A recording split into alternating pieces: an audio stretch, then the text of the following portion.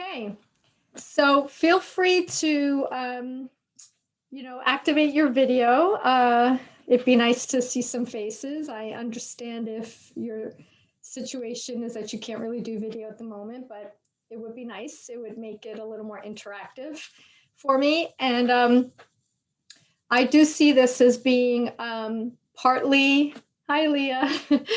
I see this as being partly, unidirectional in my giving you information, but also, interactive in that you can interrupt me as I'm going through some slides I have, and then also, time afterward for questions and discussion.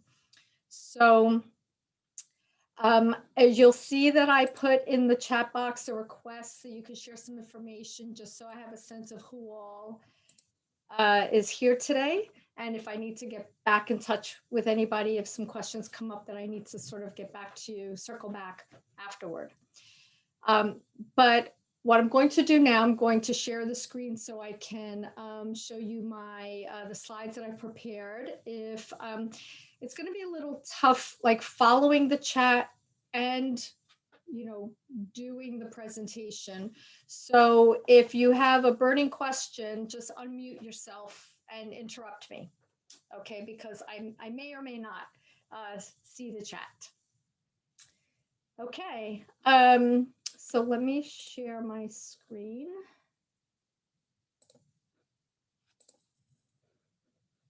Okay, this is what I have just asked you all.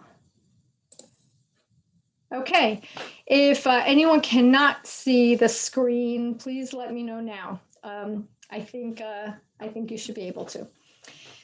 So, welcome to everybody who is interested in the specialization, whether you're already enrolled in it or are interested and considering it. I use these information sessions once a year, sometimes once a semester, to both clarify issues that maybe current students in the specialization have, as well as to provide information for people who are thinking about it.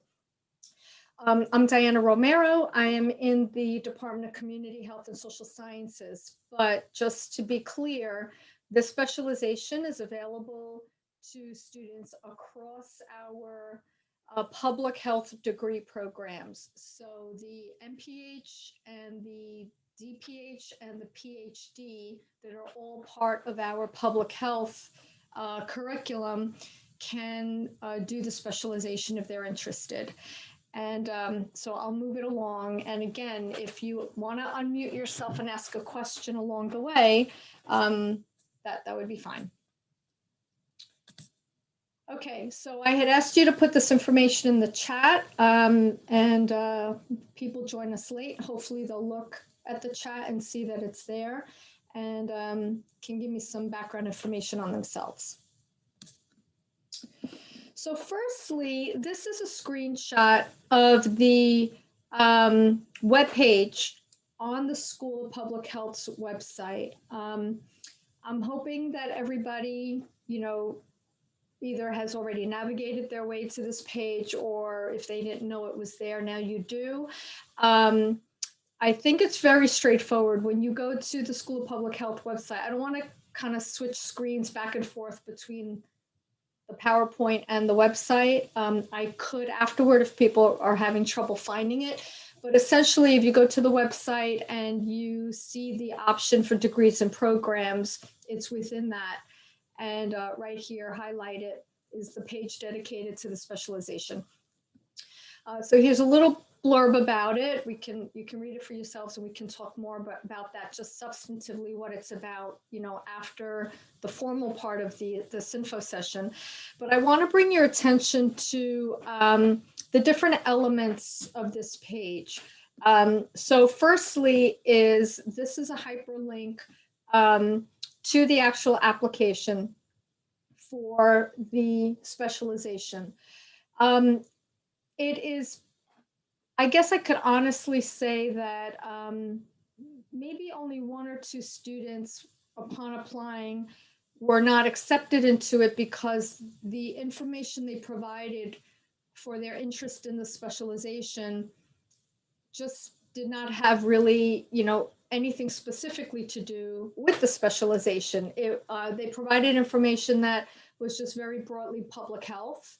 And so, it didn't make sense. But otherwise, if people express and describe in the application the substance of their interests and it aligns with maternal, child, reproductive, and or sexual health, then clearly they're welcome to go forward with the specialization. So if you do click on that link, you basically just get, a Google Doc, and I won't waste our time here, but this is just a screenshot of it showing some of the key information. And then there's a few more fields to complete that have to do with the area of interest and maybe previous work that they've done in the field and what they're thinking of, if they have a particular area that they want to pursue while they're doing their degree, fulfilling their degree requirements. But this is essentially what that link, what it takes you to. Going back to the page, the web page, however, I think you can see my cursor. I'm sort of running it over this MCRSH activity event form for 0 credit. I will come back to that. But just for now, this first hyperlink section here is the application. When folks submit that, it goes directly to the administrator, my department, and then it comes right to me. It's reviewed, and usually within 1 or 2 days, not more than that, the student is notified that they've been added to the specialization. And it's noted in CUNY first, so that way upon graduation, it can be determined whether all of the requirements were fulfilled or not. So I'll come back to the second item here. And so the next thing is about the curriculum itself. So if you click on this button right here, or the plus sign on the web page, it'll bring you to details about the requirements for the specialization. So taking you through it kind of in pieces here, the first part are 2 required classes. They are PUBH 840 and 841. And as you can see, one is described as maternal, child, reproductive, and sexual health in context, or in socio-historical context. And it is this more substantive overview of some really, I guess, significant aspects, historical and social elements that kind of, come to play when we think about MCRSH with a public health lens. The second required course or core course is MCRSH, a life course perspective. And that is more, it is kind of what it says, that the title indicates that it is essentially from, prior to birth, through the life course, different aspects of maternal, child, reproductive, and sexual health. It also has an epidemiologic presentation to it. So it is more methods oriented, whereas the in context course is more sort of substantive content, socio-historical. The life course perspective course has more of a public health methods bent. So we feel the two pretty much complement each other. As it says here, the 840 course is offered in the spring and 841 is offered in the fall, and that is the sequence. So when planning, taking your courses and how long you expect to be in the program, you'll want to keep that in mind, how they are offered in that way. They are not, we just recently made a change in that one is not a prerequisite for the other. They can be taken in any order. So essentially, oftentimes if students start our program in the fall and they're learning about the specialization, they may not be ready to essentially register for a course until the spring. And so ideally the 840 course, it's kind of nice if it precedes 841, but it's not necessary. And since students come into the program in the fall, spring, or summer, that also means that we haven't set it up so that one has to be taken prior to the other. So those are 2 required courses, and they add up to 6 credits. For one of our programs, CHAS, students actually have 9 elective credits available to them. And so a third course up to, that equaling 3 credits is then available to be taken as an elective, but it has to be MCRSH related. In some cases, we offer classes that we specifically say qualify as an MCRSH specialization elective. And in other cases, a case can possibly be made for its serving as an elective. And I'll come to that in a little bit. The majority of students in specialization tend to be from CHAS, but not exclusively. And about a year or so ago, we made some changes to our overall MPH curriculum so that now there are some programs where there are only 6 credits that are available for electives. And that's why you see here that it also has 0 credits, not just 3, but 0 credits. We have a different approach for students in programs that do not have 9 elective credits, but rather only 6. So I will get to that separately. And then finally, the last component of the specialization is not associated with classes, but rather with the other elements of our graduate programs. So in our MPH programs, a fieldwork or practice component is included. And therefore, students doing fieldwork or the practice component of the degree have to ensure that it has some relevance to maternal, child, reproductive, or sexual health. And that's not at all limiting because MCRSH is so broad that we have never had a student have a problem being able to do a practice or field work, a project that wasn't in some way related to the specialization. And then the culminating experience for master's students is the capstone, or in our CHAS program, it's our collaborative course.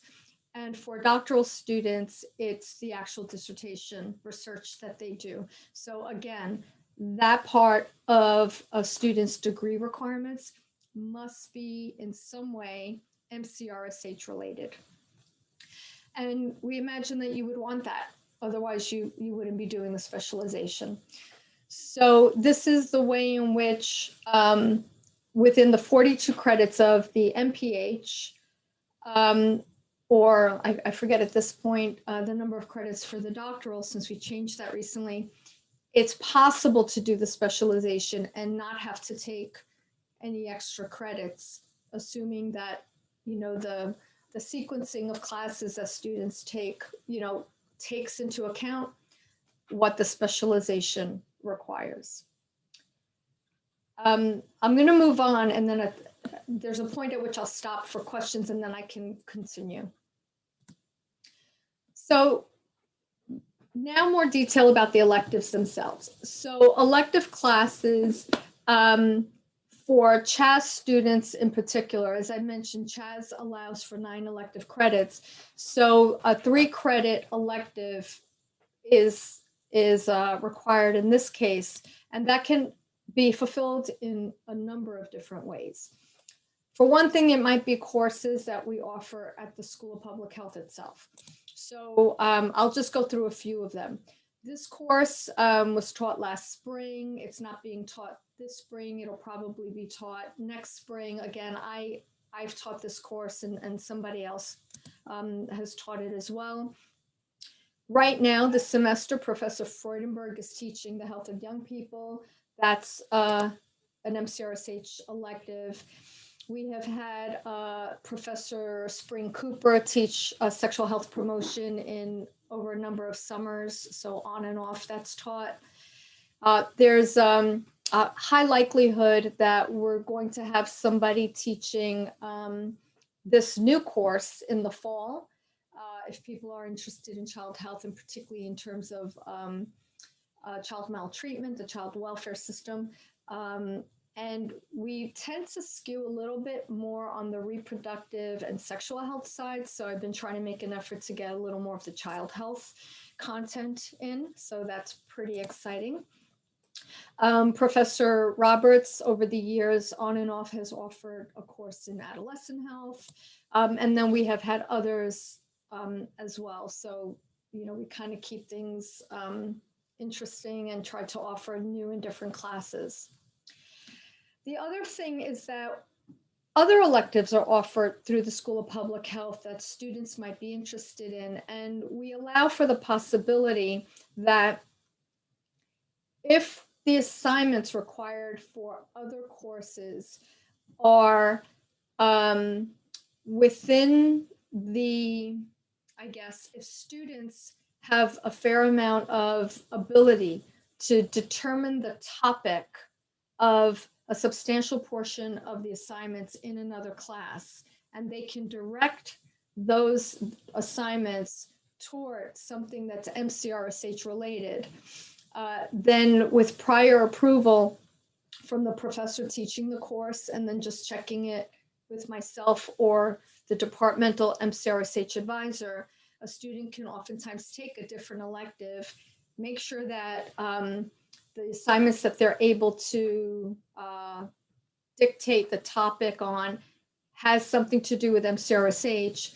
And then at the end of the semester, as long as we can confirm that, that can oftentimes be counted as an elective. So for example, in environmental occupational health, Professor Johnson teaches a course in GIS. And we sometimes have students who either are in that department or want to learn that research method.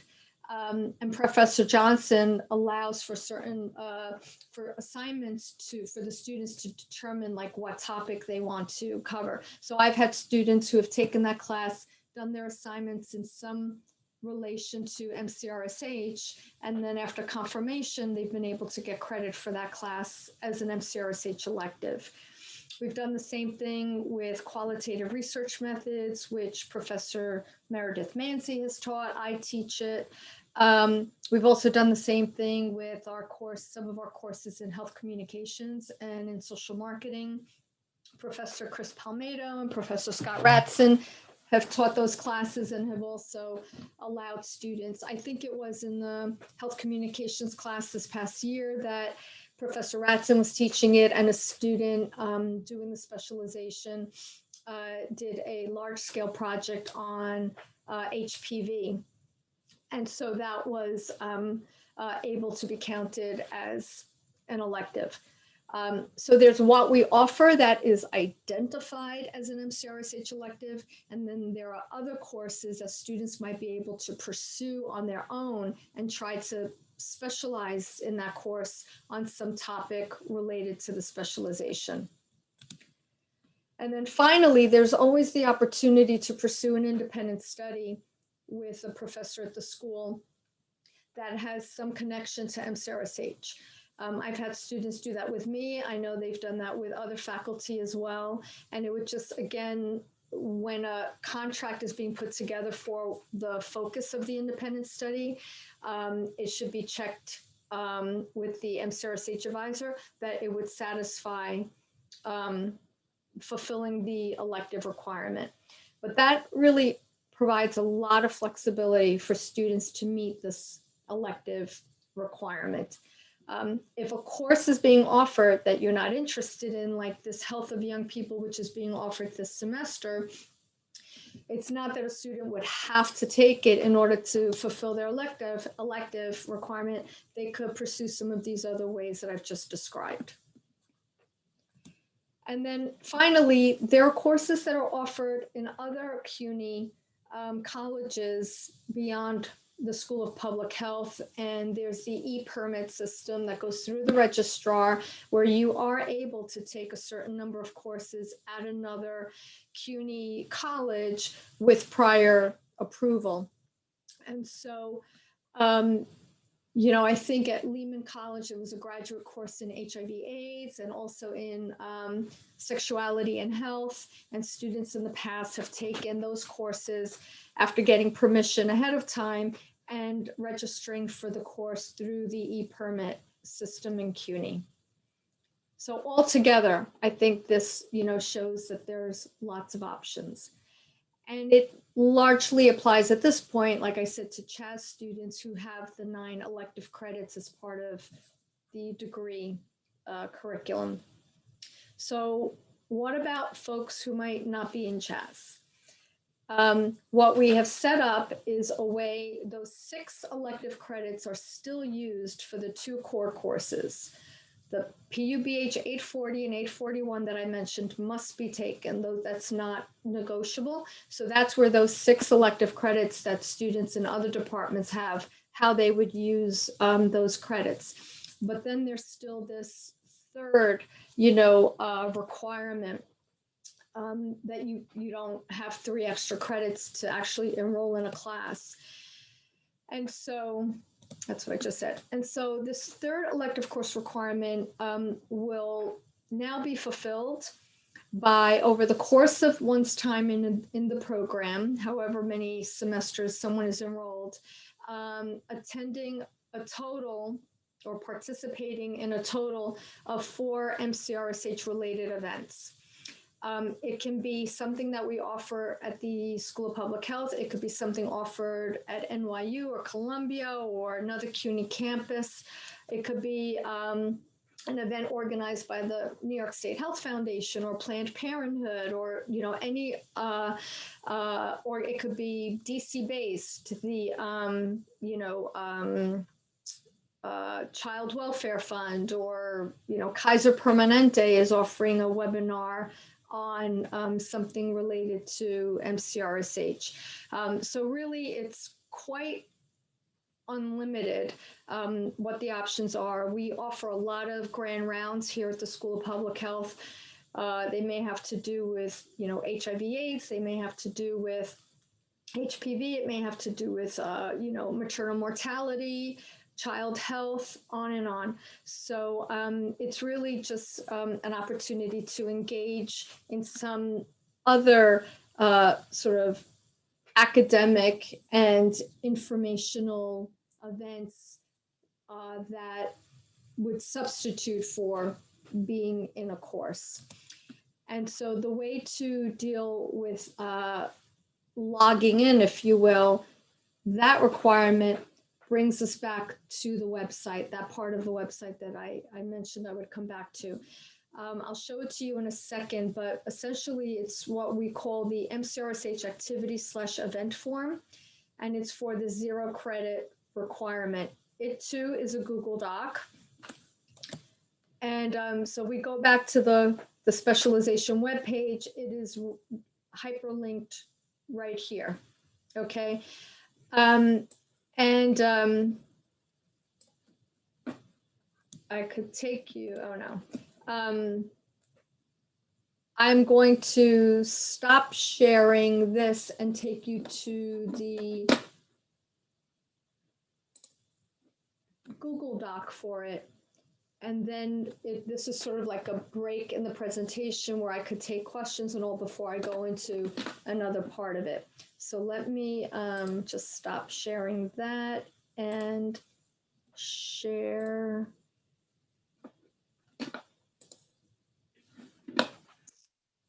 Okay, I believe now you can see the MCRSH event activity form, right? Okay. So just like the application, it's a Google Doc, and students who are enrolled in, you're going to see the side of my head, I'm looking at a second screen here.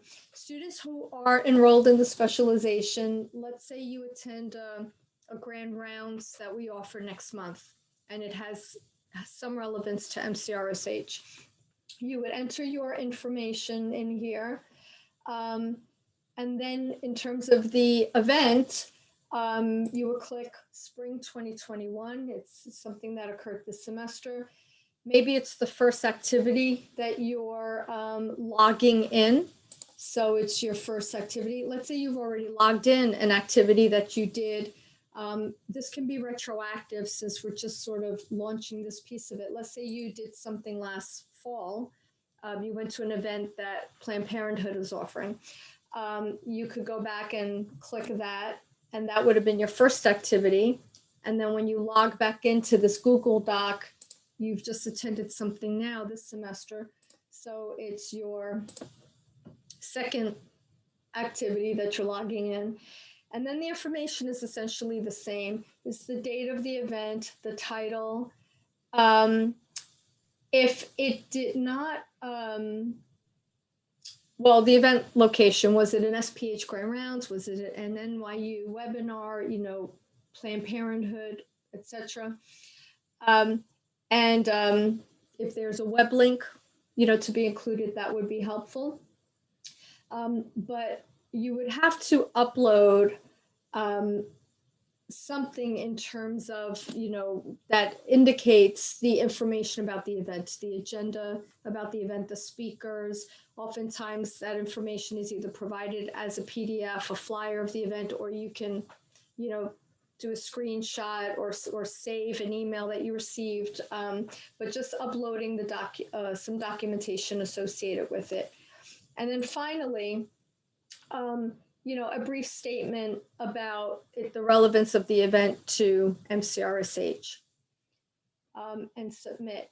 So we collect that information, and that way by the time that folks are filling out their program audit form for graduation, the program audit form that goes to the registrar, any student who claims that they fulfilled the requirements of the MCR specialization in that form, we would have this data just to ensure that that last piece was satisfied, essentially.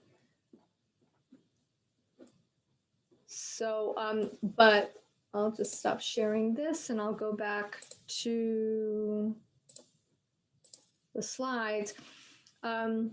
Essentially, all of this is located in that one webpage on the school's website. So again, the application, this form that you would return to, several times to log your activities if you are not a CHAS student, and then this this plus sign right here for the details on the curriculum that I just went over. So there's a second part to this, but why don't I stop now and see if folks have any questions.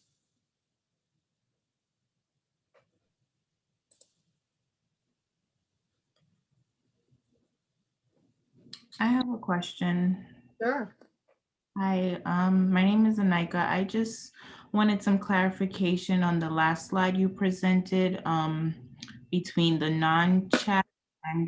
I wanted to clarify, is that if you're not taking the other electives and you're doing the event one, then you're a non-seat? It just said non-CHAS on top of the slide. I just wanted more clarification on that.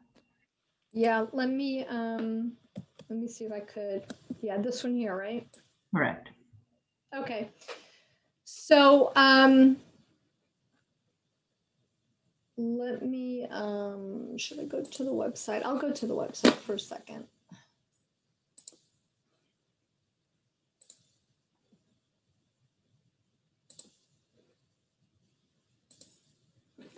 Okay. So, some people may be more familiar with the programs we offer than others. So, right here under academics, we have our departments, and this community health and social sciences is what I'm referring to as CHAS. So if you go to CHAS, and if you're in CHAS, I guess you already know this, but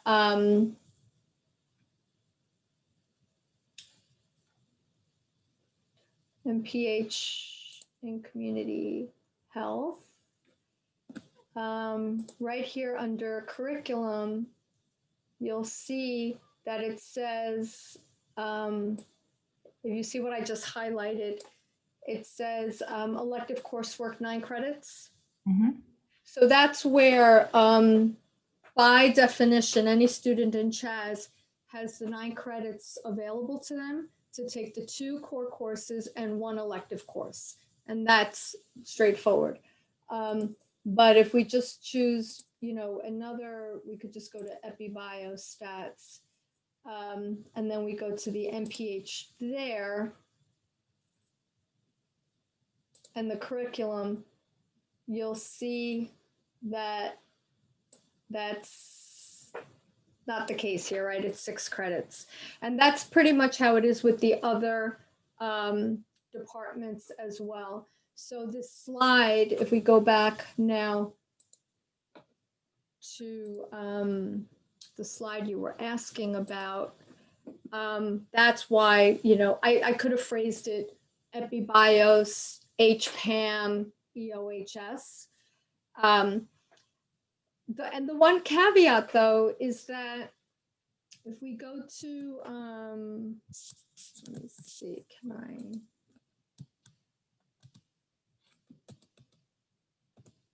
So I'm in the MPH Health and Policy Management track.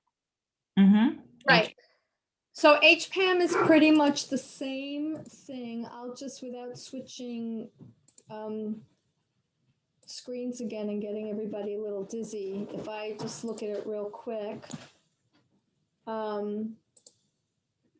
it's also the case where you only have 6 elective credits available to you.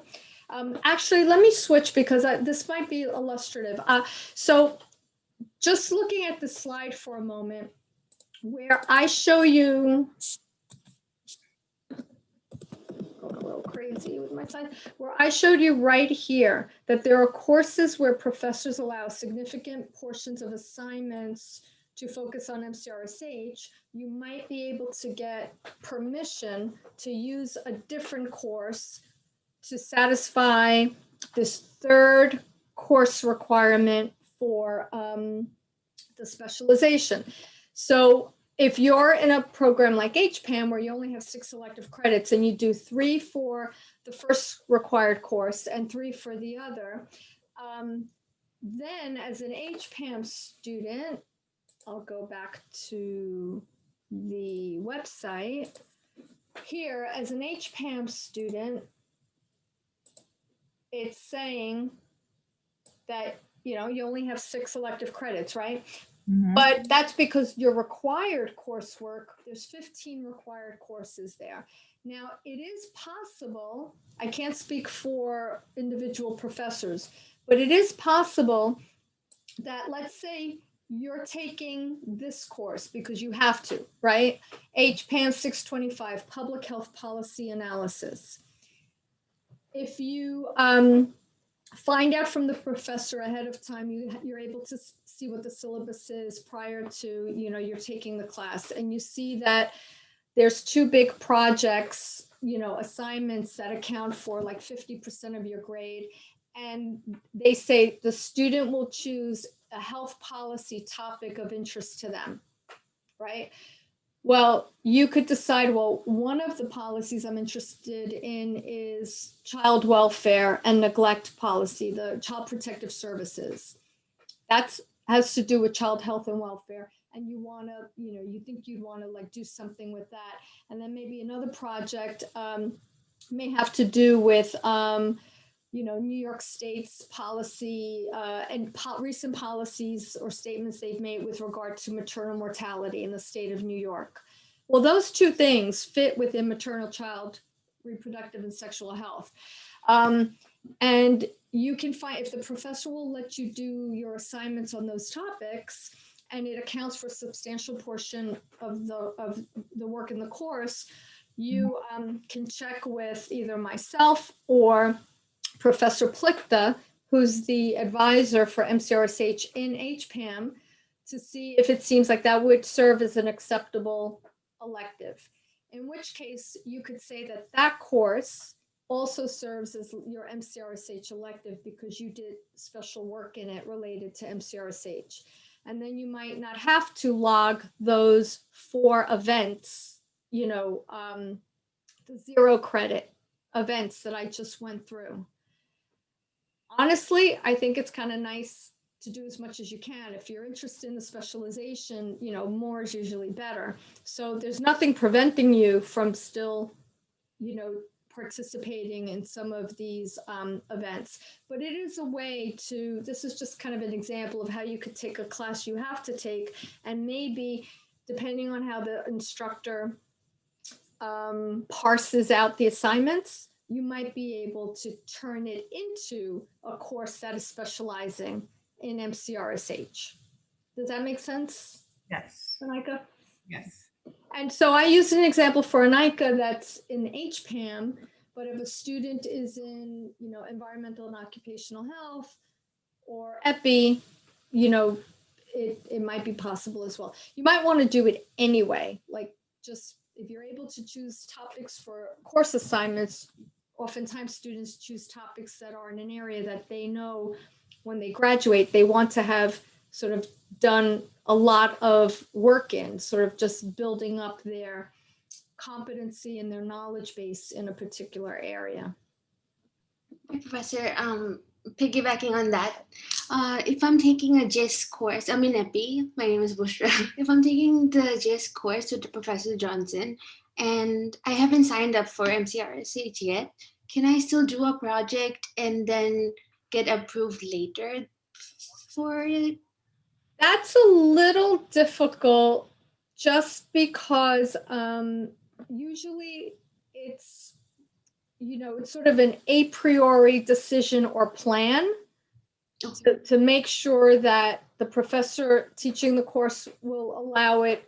Sometimes professors change their syllabi from course to course, and we're always updating our syllabi. We may feel like a particular assignment, students weren't crazy about it. It was a group assignment. It was made, so syllabi are not static and they may change it from semester to or year to year. And so it's always best to see if you can get a copy of the syllabus right before the semester starts or right when it starts. See if it looks like there's an opportunity to customize, the assignments, if the professor will let you, and then circle back to your MCRSH advisor in your department or me. Okay. Retroactively is not impossible. It's just not ideal. Okay, thank you. Okay. Hi, my name is Jalila, and I just came in late. I was having issues signing to my email. I'm in the CHAS. I'm in the community health concentration, and I was just reading the slide that you had earlier. I'm taking my my elective with Professor Ratson. It's CHAS 628. Will that count or be considered as my third elective? CHAS 628 is I don't know all the numbers. So what's the name of the Oh, okay. CHAS 628 is the multi-sectoral engagement for sustainable health, local to global development, implementation and measurement. That's a required CHAS course. So that's not that. It's not a required course. Multi-sectoral. 628 is not a required course. Oh, you know what? I was thinking of it. I think maybe I'm confusing it with the advanced seminar. Yeah, that's different. Okay, thank you. I'm on sabbatical this year. I'm a little okay. I'm a little out of the loop. Yes, so I was confusing with the advanced seminar. It's kind of the same answer that I gave to Amreen, I think. It's really, you want to the semester just kind of started. So you want to first identify for yourself if there's, more than half of the percentage of assignments for the course can be the topic of them, the focus can be directed by you so that you Mhm. ensure that they have an MCRSH one or more, right? Emphasis. And if it says in the syllabus you could do it on anything you want, then you probably can. If it says on the syllabus that the professor allows students to, suggest the topics of, what they're going to focus their assignments on, then you probably have to bring it to him and say you like to do, assignment A, B, and C on this topic because you wanted to qualify for the specialization, and see, if he will give you, the okay with that. Um, Okay.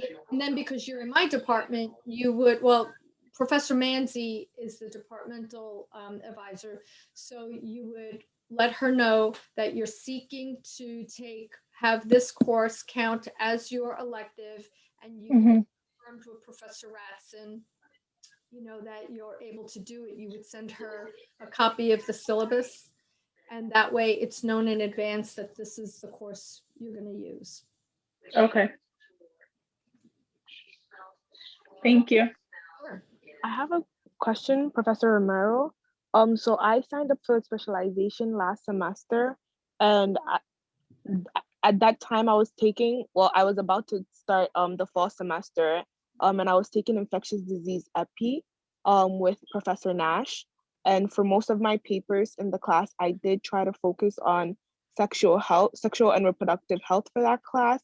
And I initially spoke to Professor Jones about it, and she said I would, but I'm still waiting to try to speak to her, I guess, to see how to get it officially to count. Yeah. Yeah. And I think she actually checked in with me about that at some point. Maybe it could have been a different student as well if she hasn't, totally confirmed with you or not. But yeah, she would make the call on that. And my sense is that this is very familiar sounding to me. So I think this may have been the case, if not your case, with someone else as well. So you would just get confirmation from her based on the description from you of what you covered in that course. And then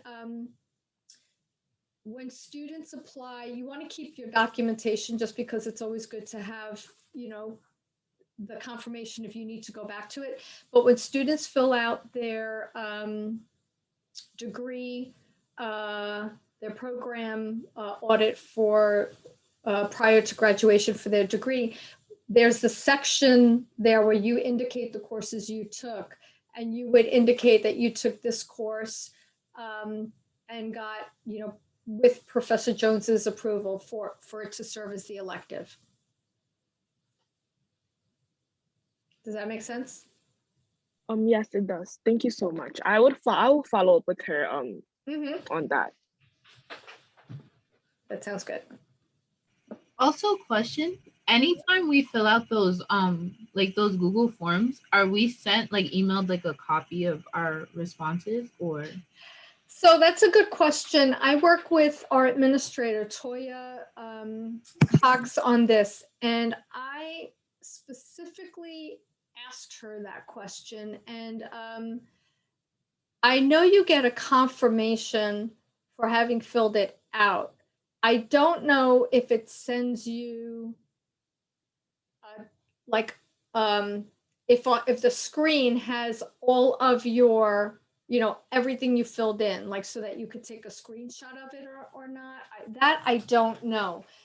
But I think we tested it, and you get a confirmation that you submitted it. So at the very least, like whenever I do this kind of stuff, I usually take a screenshot and just keep a record of that. And it automatically goes to, it populates our database. So if you want to double check after you submit it, you could always send myself or Ms. Cox an email just saying you're double checking that the data you submitted was received. If you're a little leery the first time you do it, that would be fine. But we have tested it, and I think we did build in that you get a confirmation of it. Okay, thank you. Sure. Anyone else? Okay, so I'll move on now to, this is really the nuts and bolts of the specialization. Now I'm just going to share some information with you that I think, will be helpful as you go forward, whether if you're in it already or thinking about it. So, all right. So the next few slides are going to look like this. It's not, all that complicated in terms of how the curriculum works, but really just to give you a sense of the scope of faculty and projects that students have done, just to kind of give you a sense and appreciation, I hope, of the wide range that you have to work with here at our school, given that this is an interest of yours. So if you take a look at this list, and I may be missing some people because we've added some faculty recently, but in alphabetical order, this is showing you on this first slide, faculty that we have that are experts in one or more aspect of MCRSH. So in Chaz, Professor Cooper, very much around sexual health and health promotion. Our dean is a pediatrician by training and has done a wide range of research, carried out a wide range of research in the field and continues to this day. The chair of the Chaz department, Professor Grove, very much oriented around HIV, AIDS, PrEP, LGBTQ populations, etc. Professor Jones in EpiBios is a reproductive epidemiologist. And I've highlighted in red the faculty who are the departmental advisors for the specialization. So you may have your own faculty advisor who just follows, along with you semester to semester and how you're doing in the program. But then each department has a faculty member specifically that students can go to around the specialization itself. So like we just spoke with Imam, she has been in touch with Professor Jones about the infectious disease epi course satisfying the elective requirement, and that makes sense. Professor Jones, it makes sense to go to her before coming to me. Professor Kelvin also in epi. Professor Manzi is in Chaz, and she is the Chaz departmental MCRSH advisor. A lot of her work recently has focused on the integration of reproductive health services in primary care settings, and also in the health of students who are parents. So parenting students' health issues, as well as childcare issues, given that they are both parenting and students at the same time. So she's done quite a bit of work recently in that realm. Professor Nash is an infectious disease expert specializing in HIV/AIDS, runs our institute on our Implementation Research Institute. And then in HPAM, we have Professor Plichta, has done quite a bit of work around intimate partner violence in particular, and she is the MCRSH advisor for that department for HPAM. Professor Roberts, previously associated with the community health department, but also is an associate dean at the school, and teaches our adolescent health course, our community organizing course, has done a lot of work around reproductive justice. There's myself, you can see there, also in the Department of Community Health and Social Sciences. Professor Schooling, chair of our EOHS department and the advisor for MCRSH students in that department. And then in epidemiology, we have Professor Teasdale, again, with a very appropriate or relevant areas of expertise when it comes to MCRSH.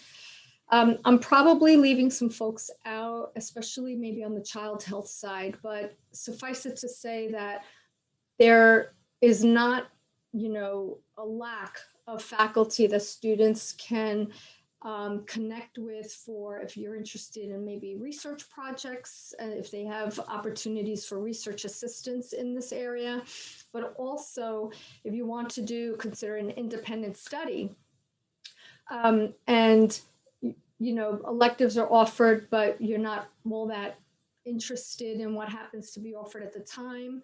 Or if you're in a program that only allows 6 elective credits, but you're allowed to do an independent study, maybe in place of one of your departmental requirements, maybe you can put together an idea for an independent study with one of these faculty members that will both satisfy the department requirement as well as, be MCRSH focused. Keep in mind, independent studies are exactly that. It's not that you would go to a faculty member and say, do you have an independent study for me? It's that you have an idea of something you'd really like to study and learn about. And it's like you're creating your own course, but you're working with a faculty member. So that really does allow you a lot of ability to make it focused on something within this specialization. So that's faculty.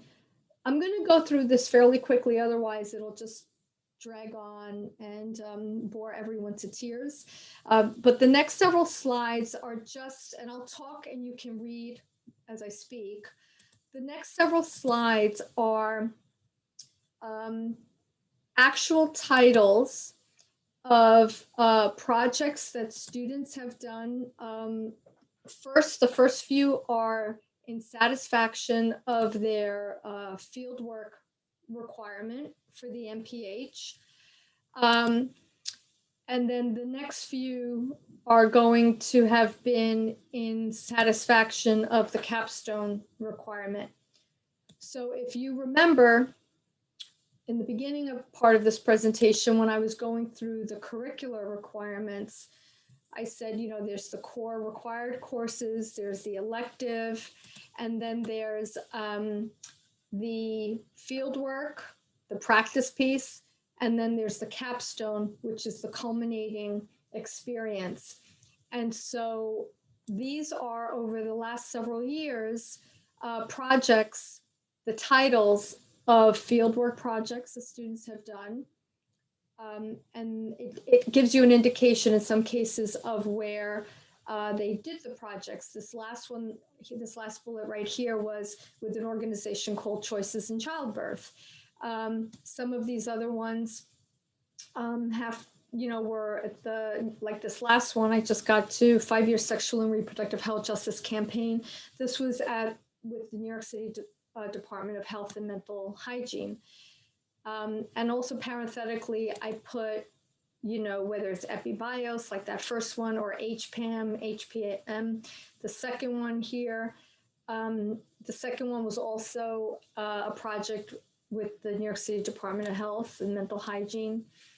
But it gives a sense of the topic, the focus of the topic students have done, the department that they were from, and also in some cases the organization, that they were working with.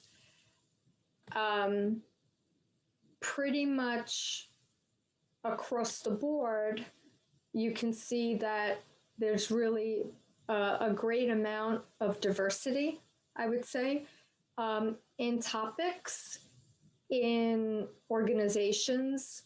And again, we have students from all different departments who do the specialization. So I just thought a lot of times big question the students have are, what are the kinds of projects they can do, or what organizations can they do them with? This is the last slide, I think. And this just really, better than my describing this in the abstract, I think being able to see the titles of these projects gives students a much better idea of the range that they can, consider. This last one actually was one with a few of them may have been with myself and some colleagues. This last one, large provision and reproductive justice orientation, that was one, a student with a project of mine. So that's the end of like the formal part of this. And I know there were questions about midway on some of the curricular logistical aspects of it. Open, if there are more questions along those lines, or if there are any other questions that people have.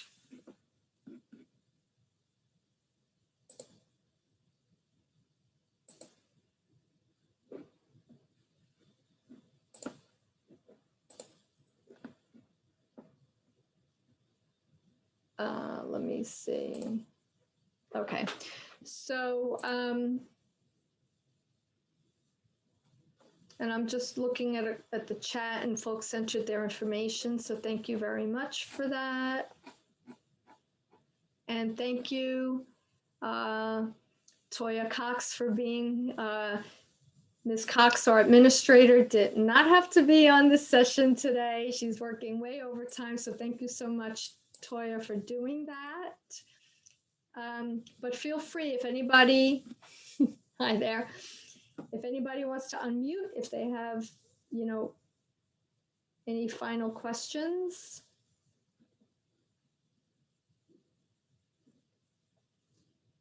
And Are Toya, there? go ahead, Aaliyah. Oh, I was gonna just ask, are there any? I know you didn't mention it, but are there any deadlines we should be aware about? It's a rolling application and process. Ideally, a lot of our students apply to the school because of the specialization. It is very popular. Students are attracted to that. And so oftentimes they already come in knowing they like to do it. That doesn't mean that students can, and most, I think, do, decide when they're here. The only caveat is that if you take too long to enroll, you may run out of credits. You may have already used up your electives for other classes. And there was another thing that occurred to me. Well, also the sequencing might be off. So if you only have 2 semesters left and you didn't register, let's say your next semester is your last semester, but you're already in this one and you didn't register for the core course that's offered now, then you won't be able to take it, because if you're done next semester, the core course being offered now, 840, won't be offered until next spring. So like that's I know. And the other thing is, we do get a lot of students who are interested in taking our core courses and are not registered in the specialization. And from semester to semester, we've handled it differently. Sometimes we don't allow students who are not in the specialization to register for the course initially. We let the students in the specialization have priority. And if we see that that particular semester it's not going to fill up, then we'll let students who are not in the specialization take the course, like 840 or 841. This semester, it sort of ebbs and flows, and we have a lot of students in the specialization and a lot of students who are interested in that class who weren't quite registered yet. So they're in there, but it's possible in the fall that we won't be able to let students register for 841 unless they're in the specialization. So you know, there's a bit of an advantage if you want to take the course, but you don't want to do the specialization, you might not be able to take the course if if there's high demand for it that semester. So that's answering more than you asked me, but it made me think about those elements as well. Okay, yeah, because this is my first semester anyway, and I know that it said that you had to speak to a faculty advisor before you do it, but I'm still waiting. That's why I was just. Mm-hmm. Yeah, no, you can go ahead and fill out the application, and you know, and now you can kind of get started. Maybe if you're going to take courses in the summer, or you're going to register in the fall, you could start thinking about, you know, which ones you would start, you know, planning to register for. Okay, thank you. Sure. Okay, so we allocated an hour and a half. We clearly don't need it. This is sort of last call if anyone has any other questions. Otherwise, you can contact me if any questions occur to you after this session, but do keep in mind that the department advisors, if I'm sharing the screen again, but if I bring us back here to the end, the department advisors are Professor Manzi for CHAS, Professor Plichta for HPAM, Professor Jones for EpiBios, and Professor Schooling for EOGHS. I believe it's also listed on the, well, I thought it was listed on the webpage, but it's not. I think we're going to have to change that. We'll add that to it. But you can always, you know, ideally you would go to the advisor in your department first, and then if they don't know an answer, they'll probably send you to me anyway. But at least that way you can establish a relationship with the department advisor for the specialization. So that's, I think, the last thing I have to say. If there's no other questions, I'll just wish you all a good night. Thanks for tuning in. If you know somebody was interested in this session and couldn't do it, unfortunately, I think it was offered at the same time that the school was doing a town hall on COVID. We weren't aware of that conflict, so we've recorded it, and I'll see about being able, you know, having the school send out the link to this in the event that there's somebody you know who is interested. We'll try to get this link out soon. All right. Well, everyone have a good night then, and good luck with the rest of the semester. Thank you. Thank you. Good night. Good night. Thank you. Bye-bye. Good night, everyone.